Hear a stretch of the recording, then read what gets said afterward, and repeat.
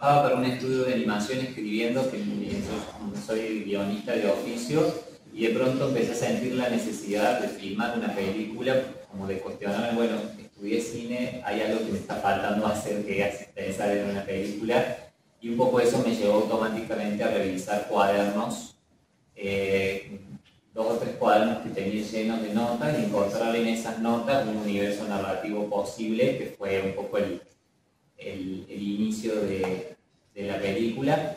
Este universo narrativo me interesa particularmente porque un poco hablaba de familia, de crisis, de convulsión, y de pronto aparecía esta idea, que era algo que a mí siempre me inquietó, que la familia puede ser también un lugar peligroso para crecer, más si está en un contexto de crisis estructural, y más aún si el niño o alguien que está en la familia tiene una sensibilidad especial o algo, alguna cosa que lo pone en un lugar distinto.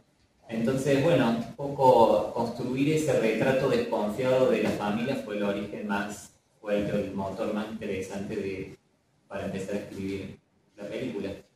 De la crisis como la viví yo, que tenía 10, 11 años y estaba en Córdoba, que no es la crisis televisiva del Congreso, las abuelas, los caballos, ¿no? O sea, había... de mayo, todo. Para mí eso es la televisión. La crisis para mí fue una cuestión como mucho más de lo cotidiano, de lo doméstico, de agarrar fragmentos de cosas que están pasando que no terminas de entender muy bien. Y un poco creo que esto de que ya no se habla de la crisis que decís vos, creo que también del interior venimos como con ese delay, quizá, ¿no? Como que yo hago esta película, la idea de hablar de ese contexto estuvo presente desde siempre, desde estas notas, en estos cuadernos. Creo que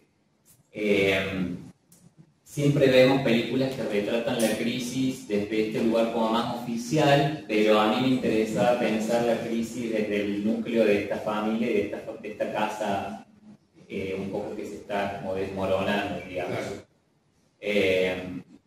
Y sí, la cuestión como de la clase social está justo como influyendo directamente ahí, porque se podría pensar que es una clase media.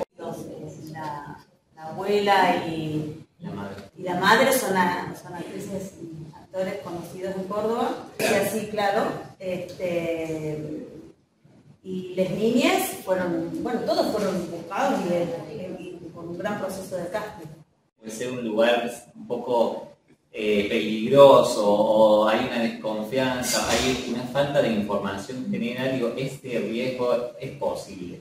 Y a mí me interesaba mucho jugar con eso en la película. Toda la película está construida desde los ojos de ese niño. Entonces a mí me daba mucha plasticidad de eso, de poder mezclar y no entender muy bien si lo que está pasando es un poco una fantasía, un sueño, o es algo que está pasando de verdad, si son producto de alguna imaginación de alguien.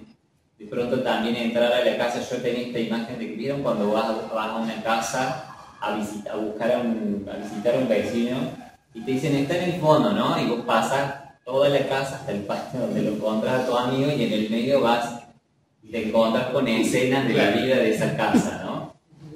Y a mí esa imagen me servía para poder pensar la estructura del guión sin caer en la línea, ¿no? Como en una cosa de que va de acá hasta acá, que la peli se fuera como un recorrido sobre esa casa, a nivel real, físico, como sucede, pero también para presentar las situaciones y desde dónde contar. Ahí funcionó muy bien para que ellos se sientan cómodos y entiendan el timing del rodaje, pero también de las escenas, del tiempo de las acciones, y también propongan desde ese lugar.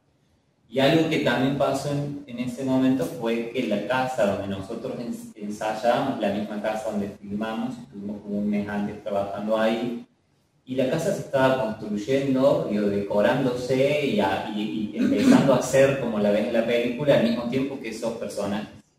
Y la casa es un personaje. Entonces, yo siento que un poco también hay algo de esa sinergia entre la casa y los actores y los personajes que creció desde el principio junto, y eso estuvo buenísimo. Cuando tiramos la toma ya se sentía vivida la familia y la casa. Mejor profesional o como un actor sin herramientas, nunca sabes cómo va a evolucionar, pero sí vas a trabajar entendiendo que ese mundo de actores y actrices y niños y todo va a poder llegar a cumplir el plan de rodaje. Los niños sabían lo que hacían, estaban ahí y aportaban, y el entrenamiento fue desde ahí, trabajar en la casa, crear personajes, ellos los entendían, obviamente estaban guiados, contenidos por un gran guión y un gran equipo, pero no fue desde el juego para nada.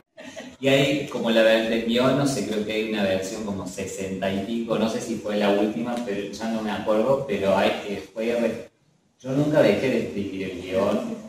Recuerdo que sí hicimos una lectura con todo el equipo antes de empezar el rodaje, la preproducción, la lectura conjunta.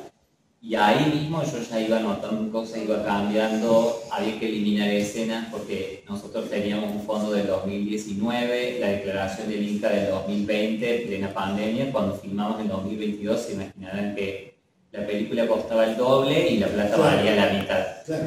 Entonces fue un ejercicio de estrategia de reducir para que entre en lo que teníamos.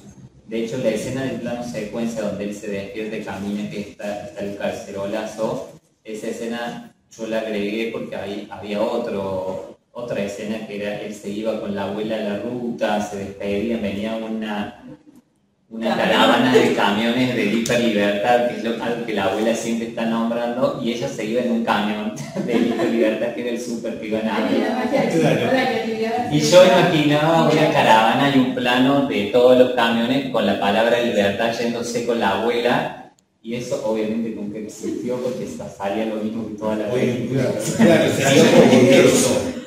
¿De qué otra manera se puede reducir eso, como el espíritu de eso en otra escena? Y bueno, ahí nació la escena del plano secuencia, la abuela se va como con esa manifestación de vecinos espontánea en una moto, que a la vez podrían ser las motos que saqueaban los súper. También transitan según el personaje que les resulta más cómodo, más atractivo. Hay muchos que hablan de la salud mental porque están parados en la vida de la abuela. Hay muchísimos que entienden las razones de la madre, a pesar de que es una madre un poco que avanza, ¿no?, como una topadora y no le importa nada. Y bueno, Emmanuel es uno de esos vehículos que bueno, está puesto más como protagonista, pero pasa un poco con los demás. Y hay algo de ese personaje que para mí está bueno pensar.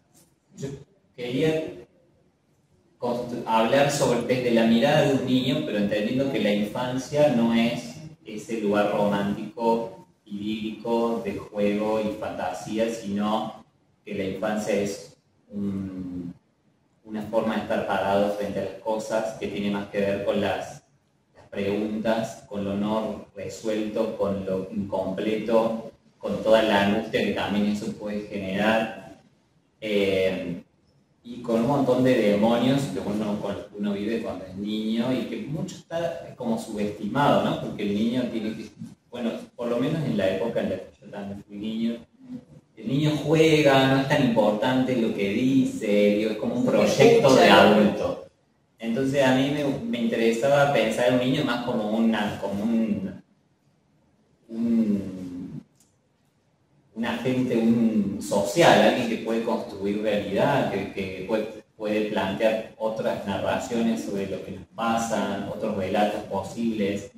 Entonces, justo Manuel encarna todo eso, todas esas posibilidades, y su relación con la abuela creo que refuerza esa idea de que, bueno, se podría pensar en adultos distintos, en personas mirando desde otro lugar, y eso está bien también, o sea, merece ese lugar, ese reconocimiento en la sociedad.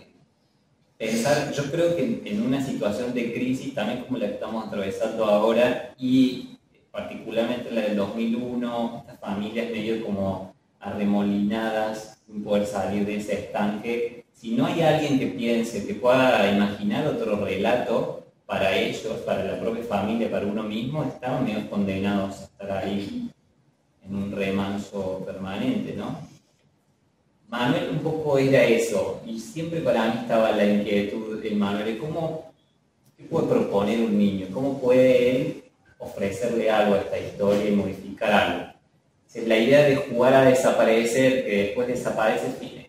Realmente, además porque la abuela le da la clave final y en el lugar aparece un perro, me parece que era una piña a lo que venía sucediendo.